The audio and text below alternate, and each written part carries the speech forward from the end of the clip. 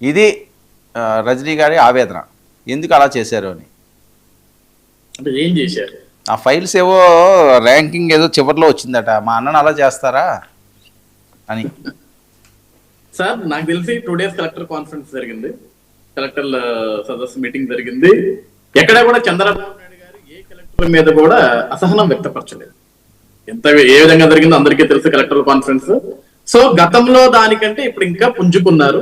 ఇప్పుడు ఏ ఐఏఎస్ కృష్ణతేజ గారి గురించి చెప్తున్నారో, గతంలో 10 రోజులు క్లియర్ అయ్యే ఫైల్ ఈ రోజు 2 రోజులకి క్లియర్ అవుతున్నాయి. అంటే అంత గణనీయంగా మార్పు చెందింది. సో మనం ఒక పనిలో ఒక బాధ్యతగా పనిచేయాలా, సమర్థవంతంగా పనిచేయాలి అనేది చంద్రబాబు గారి ఆలోచన. 2, ఈ ర్యాంకుల విషయాలు ఎందుకు బయటికి రానివ్వద్దు అంటే, ఇప్పుడు ఒకళ్ళకి ఫస్ట్ ర్యాంక్ ఉంటుంది, ఒకళ్ళకి సెకండ్ ర్యాంక్ ఉంటుంది. దీన్ని కూడా రాజకీయం చేసేస్తున్నారు. ఇప్పుడు ఈ రోజు పవన్ కళ్యాణ్ గారు ఫస్ట్ ర్యాంక్ వచ్చారు సార్, చంద్రబాబు గారు 3rd ర్యాంక్ వచ్చారు సార్. ఏమవుద్ది? ఎమ్మటనే వైఎస్ఆర్సీపీ పార్టీ నాయకులు, లేకుంటే గతంలో జనసేన పార్టీలో ఉండి జనసేన పార్టీకి మద్దతు తెలిపి గతంలో జగన్మోహన్ రెడ్డి గారి మీద విపరీతంగా విషం కక్కిన రజనక్క లాంటి వాళ్ళు, వీళ్ళందరూ కూడా బయటకు వచ్చేవైందంటే ఇది ఈ రాష్ట్ర ముఖ్యమంత్రి 3వ ర్యాంకులో ఉన్నాడు, రాష్ట్ర డిప్యూటీ సీఎం వచ్చి 1వ ర్యాంకులో ఉన్నారని చెప్పేసి ఇలాంటి ఒక న్యూసెన్స్ రాజకీయాలు చేస్తుంటారు ఇవన్నీ కూడా. సో వీటన్నిటికీ తావు ఇవ్వాల్సిన అవసరం లేదు. అలానే ర్యాంకులు నేను ప్రకటించినప్పటికీ కూడా నేను ప్రతిసారి సమీక్ష చేస్తాను. మంత్రుల పనితీరు సమీక్షిస్తాను, కలెక్టర్ల పనితీరు సమీక్షిస్తాను. ఎవరైతే బాగా పనిచేశారో వాళ్ళకి ఇంకా ఉన్నతమైన స్థానాలు అందిస్తాను నేను. ఎవరైతే మంత్రులు సరిగా పనిచేయలేరో అక్కడ మంత్రుల శాఖలు మారే అవకాశాలు కూడా ఉంటాయని చెప్పేసి చంద్రబాబు నాయుడు చాలా స్ట్రైట్ ఫార్వర్డ్ గా, చాలా క్లారిటీగా, క్లియర్ గా చెప్పేశారు.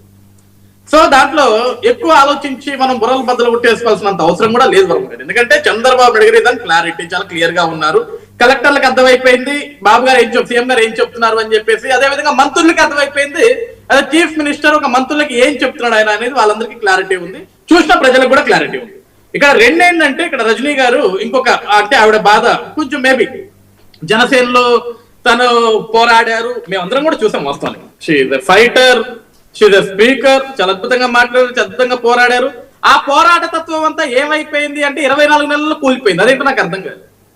యాజ్ ఎర్లీ యాజ్ పాసిబుల్ అంటే వర్మ గారు ఇక్కడ పేషెన్స్ ఉండాలి. నేను నిన్న మొన్న రజనీ గారిది మీ ఛానల్ ఐ థింక్ సో ఒకటి చూసాను పవన్ కళ్యాణ్ గారి గురించి. 14 ఏళ్ల నుంచి ప్రయత్నం చేస్తే 14 ఏళ్ళ కానీ ఓడిపోయినప్పటికీ కూడా వెనకే నడుచుకోవాలి కదా, ఎందుకు వెయిట్ చేస్తూ వచ్చావని. మీరు 24 నెలలు వెయిట్ చేయలేకపోయారు కదా.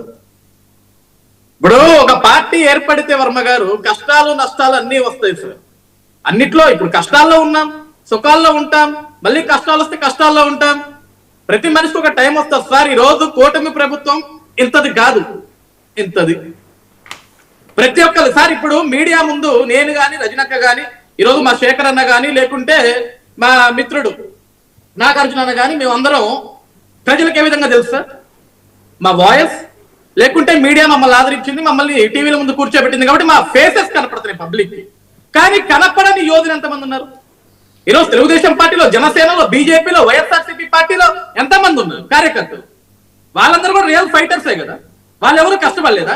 గతంలో జగన్మోహన్ రెడ్డి గారికి 151 వచ్చినప్పుడు కేవలం కనపడే శేఖరో, లేకుంటే కనపడే ఇంకా 2-3 మీడియా ప్యానలిస్టులు వీళ్ళ మాత్రాన వెనక ఎవరు కష్టపడలేదా?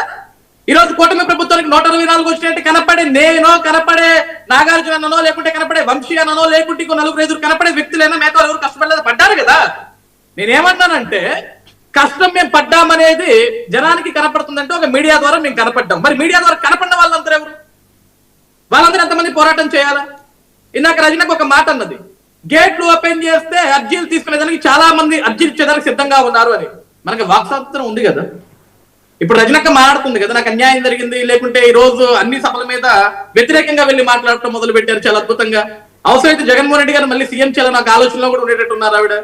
గతంలో ఆంధ్రప్రదేశ్ రాష్ట్రం ఏ విధంగా నాశనం ఏమైంది ఆవిడే మాట్లాడింది.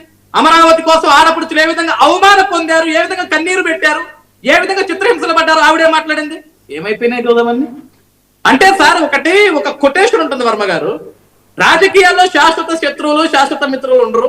ఎక్కడ అవకాశం ఉంటే అక్కడికి వెళ్ళిపోవచ్చు, దట్ ఏం లేదు. ఈ రోజు నాకు జనసేనలో అవకాశం లేదు కాబట్టి ఇంకొక కొత్త ప్లాట్ఫామ్ వేసుకుంటే అంటే రజనక్కకి ఒక క్లారిటీ ఉంది. ప్రతిపక్షంలో కూర్చొని వాయిస్ ఎక్కువ వినిపిస్తే మన ఫేస్ ఎక్కువ కనపడుతుంది, మన వాయిస్ స్ట్రాంగ్ గా వినపడుతుంది. సో మనం ఏం చెప్పినా ప్రజలు నమ్మేస్తారంటే దాట్స్ నాట్ రైట్. కాదు ఇప్పుడు ఆవిడ ఏంటి? కాదు అజయ్, నాకు అర్థం కాదు. ఇప్పుడు ప్రతిపక్షంలో అంటే ఇప్పుడు ఏంటి వైఎస్ఆర్సీపీలో జాయిన్ అయ్యారు ఆవిడ?